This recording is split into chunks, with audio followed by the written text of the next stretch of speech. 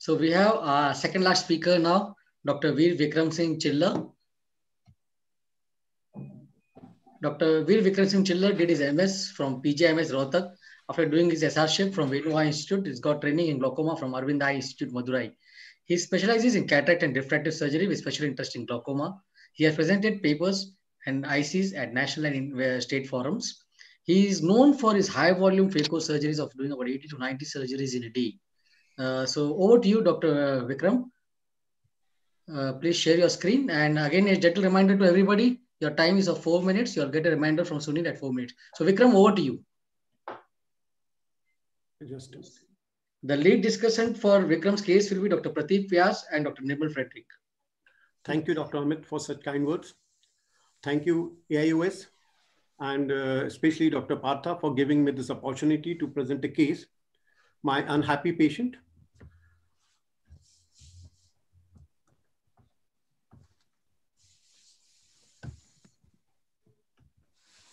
Vikram, you need to go to the next slide.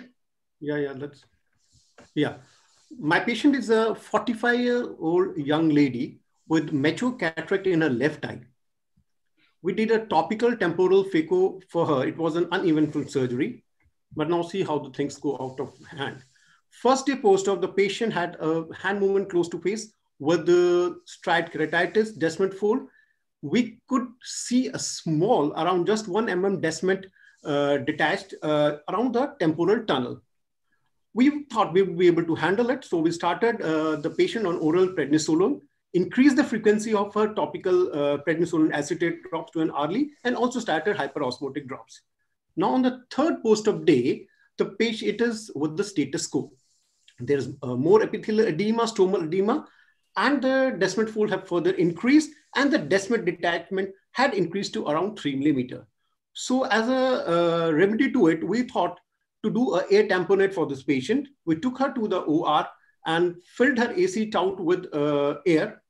And after that, her IOP was around 58. So we gave her a Diamox as she was complaining of pain. An hour after giving her Diamox, her pressure was around 48. So we discharged her with the advice to take tablet astazolamide SOS. And now, on the fourth post-op day, everything spiraled out of hand. Patient reported to me with a lot of pain and discomfort. I couldn't sleep the whole night. The pressures were high. The slightly clear cornea in the center, but there were still Descemet folds.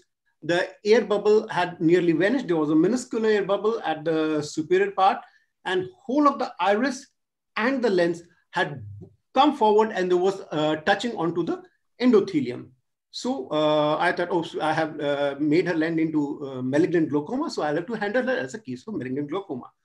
So we gave her injectable IV mannitol, put her on astazolamide 4 times a day, increased the frequency of prednisolone acetate, and put her on anti-glaucoma brimonidine, dorzolamide, timolol, and even started atropine drops. 1 week post-op, the patient is still very unhappy. The situation is more or less the same. A slight improvement in the vision, but the patient felt very weak because of the side effects of astazolamide. Though we had still put her on Sirapotlor and had asked her to take potassium-rich diet. And the AC was shallow, or I would nearly absent, 360 degree iris touching onto the endothelium. And even the IOL was there still on the endothelium. And the patient was not now ready to take any more astazolamide.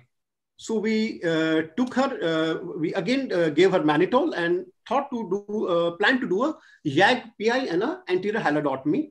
We did 2 PIs, one at 10 o'clock and one at 1 o'clock position, and tried attempting a halodotomy. So though we don't have much of an experience in doing a halodotomy, but we did the posterior capsulotomy and slightly 1 minute left.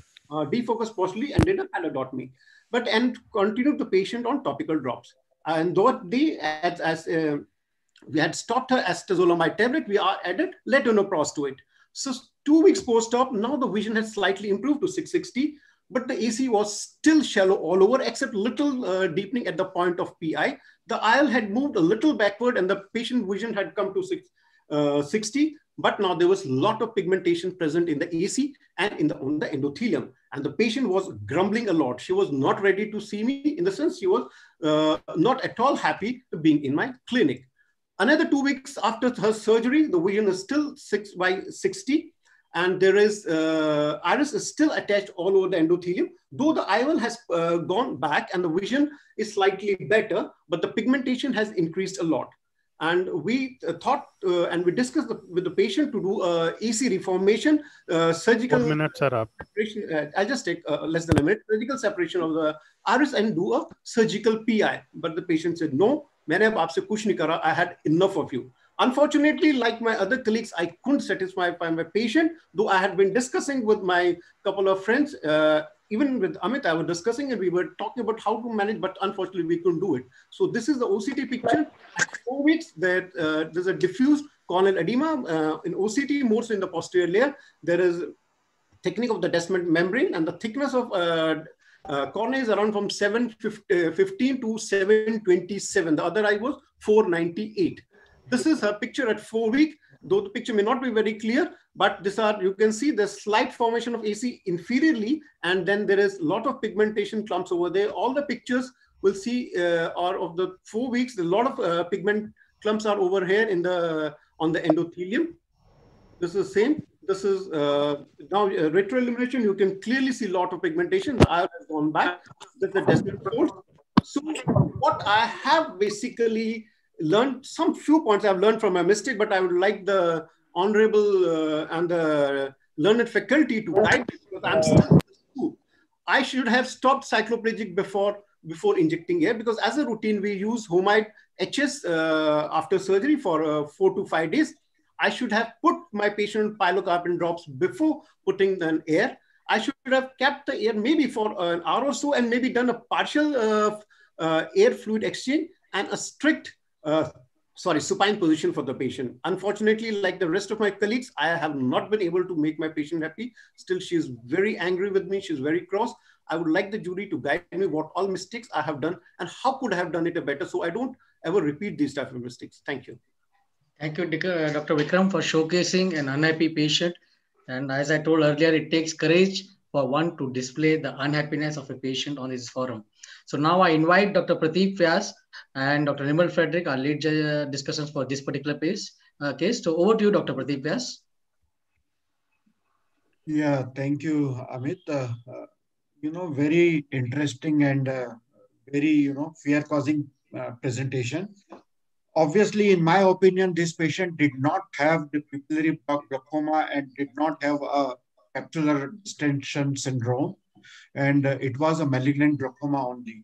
And if you have a patient with a malignant glaucoma, he did the PI, he did the anterior hyalotomy and the capsulotomy, and still the AC was not formed. So you have a limited breathing space because it's almost kind of a semi-emergency. So immediately he would have taken the patient for the vitrectomy, and along with that vitrectomy, the AC reformation. And, once the time passed by and the iris is in contact with the trabecular meshwork, there is more damage to the trabecular meshwork. So after that, opening the angle space will not help anyway in reducing the intraocular pressure, and patient would require anti-glaucoma surgery. So earlier is better. Reform the AC, do the vitrectomy, and probably do the synecholysis at the angle and push back the iris. So probably your trabecular meshwork may become little functional and the pressure may go down, and the patient might be controlled subsequently just on a couple of anti-glaucoma drugs. He waited very long for this, and waiting very long for this with such a high pressure definitely would have caused significant amount of damage to the optic nerve head as well. So obviously, once you are putting the air into the AC, you have to put the pilocarpine, and you have to make sure that the air should not cause any pupillary block.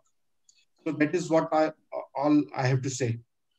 Dr. Vyas, actually, this case, Vikram did discuss with me, and we thought an early vitrectomy would help in taking into consideration the malignant glaucoma. That would help. But we consulted 3 or 4 retina specialists, and all of them told us, just wait.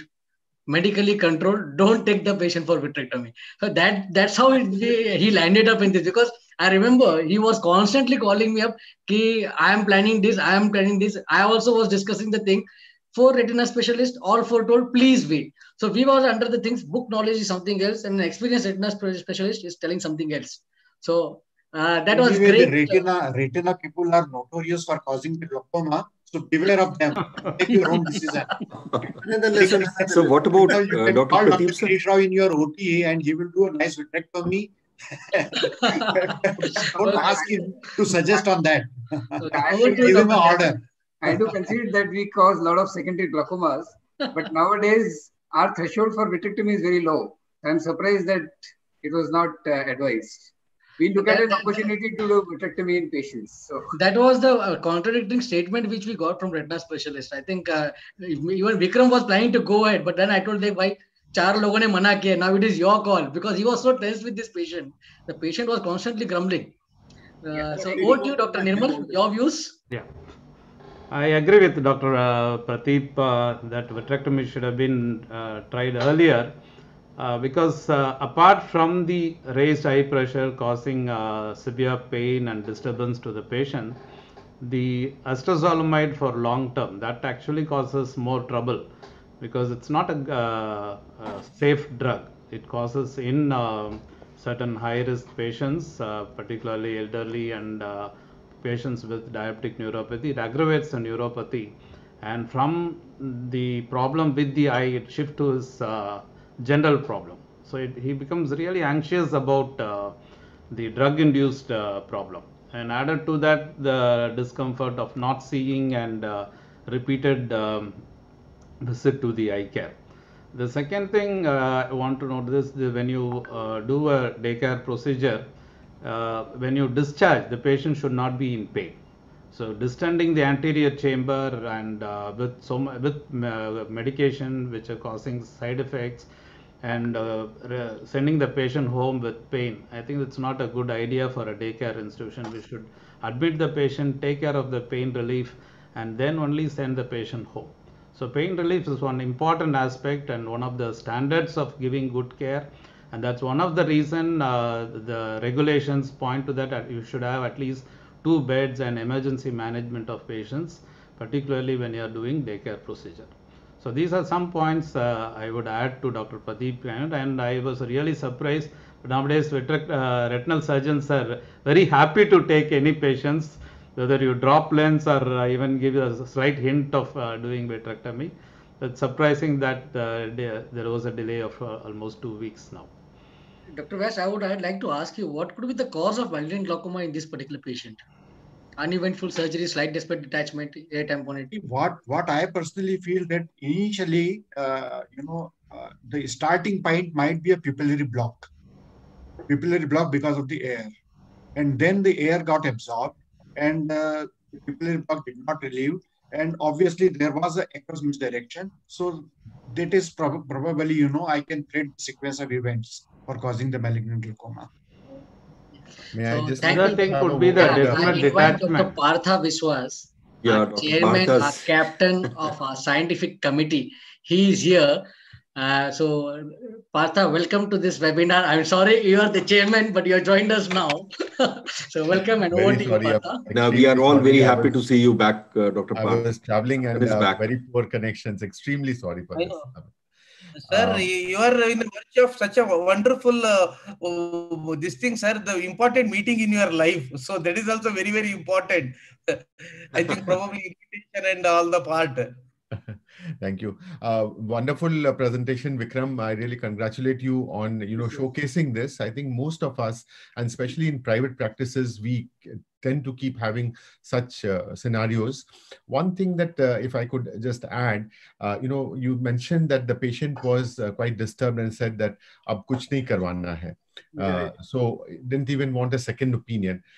So most of these cases and where it's very baffling and one cannot get to the end of it, and a proper course, a diagnosis and the treatment is not there, and patient is not has expected all these problems to come in.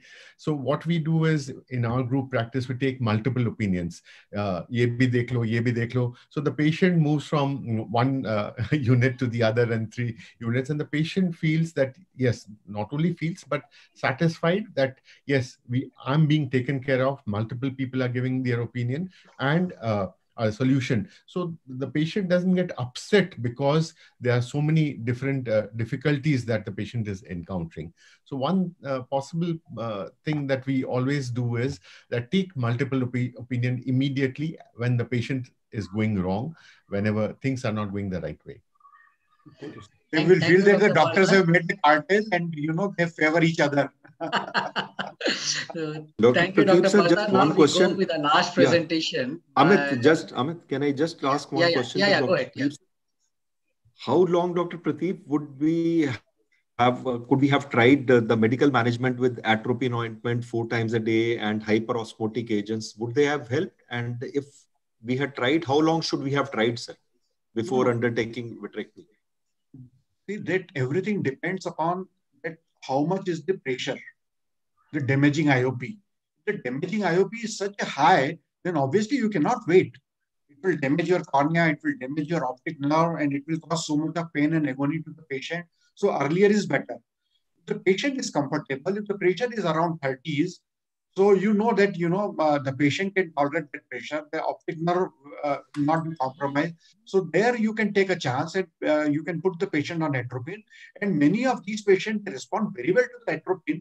And sometimes you have to continue the atropine drop for years together, because once you take off the atropine, then again the pressure goes up and the AC becomes shallow. So atropine does help, but not in this kind of an acute patient. So thank you everybody for your expert comments. Now